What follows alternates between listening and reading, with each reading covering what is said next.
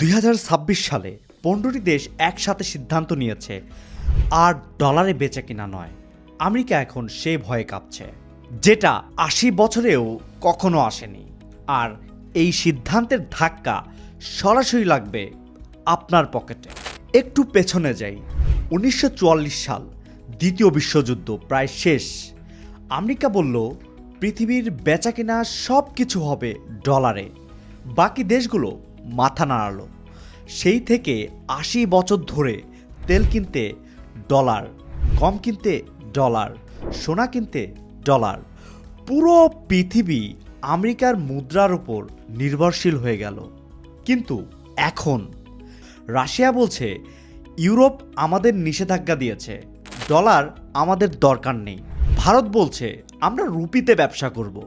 এই একটা সিদ্ধান্ত আপনার জীবনে ঠিক কোথায় কোথায় আঘাত করবে, তাহলে পরের 1 মিনিট মিস করবেন না, কারণ সেটাই আসল গল্প। বাংলাদেশ প্রতি বছর বাইরে থেকে কিনে আনে তেল, গ্যাস, গম, সার, এই সব কিছু কেনা হয় ডলারে।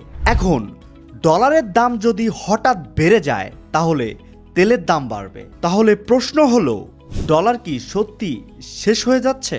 একটু একটু করে ডলারের শক্তি কমছে।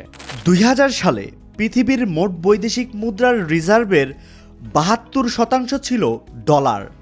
আজকে সেটা নেমে এসেছে 58%। এটা কি বড় পরিবর্তন? হ্যাঁ, কারণ এই পরিবর্তন হয়েছে মাত্র 25 বছরে। আর ব্রিক্স দেশগুলো এখন একটা নতুন মুদ্রা বানানোর কথা ভাবছে, যেটা ডলারকে সরাসরি চ্যালেঞ্জ করবে। যেটা সফল হলে পৃথিবীর অর্থনীতির মানচিত্র পুরোপুরি বদলে যাবে। তাহলে বাংলাদেশের কি করা উচিত? 1.